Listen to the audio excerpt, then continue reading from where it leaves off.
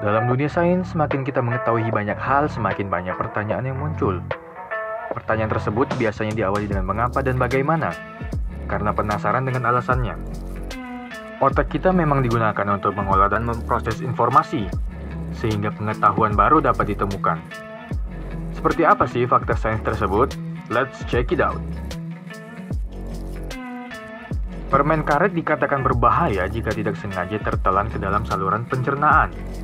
Banyak mitos yang berkembang bahwa permen karet tidak bisa dicerna oleh sistem pencernaan. Faktanya, meskipun lambung tidak bisa mencerna permen karet tetap bisa keluar dari tubuh.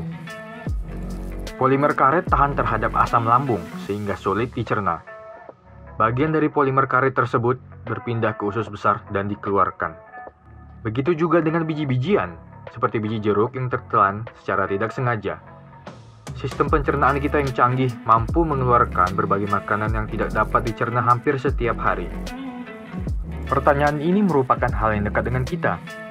Seorang ahli meteorologi dari Australia bernama Adam Morgan mengatakan bahwa terbit dan terbenam matahari sedang berada di posisi rendah pada cakrawala. Ketika berada di posisi ini, sinar matahari harus melewati berlapis-lapis atmosfer untuk bisa terlihat oleh mata manusia. Semakin panjang gelombang cahaya, maka semakin lama cahaya tersebut berhamburan di atmosfer. Spektrum cahaya biru memiliki gelombang yang lebih pendek dibandingkan dengan spektrum cahaya warna merah atau merah muda. Nah, ketika siang hari, lapisan atmosfer jumlah lebih sedikit, sehingga cahaya biru lebih mudah menembus masuk. Itulah mengapa di siang hari kita dapat melihat pemandangan langit biru. Ketika bumi berada jauh dari matahari, lapisan atmosfer yang harus dilalui matahari semakin tebal. Spektrum warna jingga, merah, dan kuning dapat menembus jarak atmosfer yang panjang. Lalu, terjadilah warna yang indah ketika terbit dan tenggelam. Teman-teman pasti sering melihat perbedaan rambut pada manusia. Setiap manusia memiliki genetik yang berbeda yang diturunkan dari orang tuanya. Setiap genetik dari orang tua membawa sifat dominan dan resesif. Dominan artinya gen tersebut lebih kuat daripada yang resesif. Perbedaan genetik ini memengaruhi perbedaan karakter dan penampilan fisik pada manusia. Sehingga kadang kita bisa terlihat berbeda dari orang tua kita karena adanya sifat-sifat genetik yang saling memengaruhi. Beberapa jenis ikan bertulang seperti ikan kod, tuna, dan sebagainya memiliki cara unik untuk memasukkan dan mengeluarkan air dari tubuhnya. Ikan juga bisa menelan air dan membuang air, seperti yang dilakukan manusia.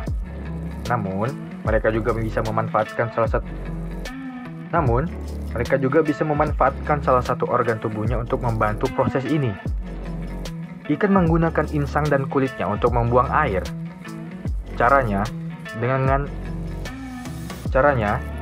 mengendalikan kadar garam dari dalam tubuhnya.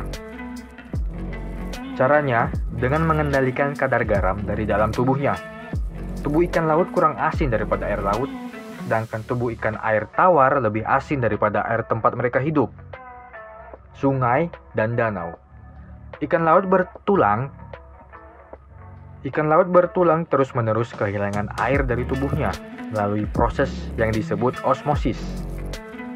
Di dalam tubuh ikan laut, konsentrasi garamnya lebih rendah dibandingkan lingkungannya, sehingga ia bisa kehilangan air di dalam tubuhnya. Oleh karena itu, ikan harus menghidrasi tubuh dengan minum.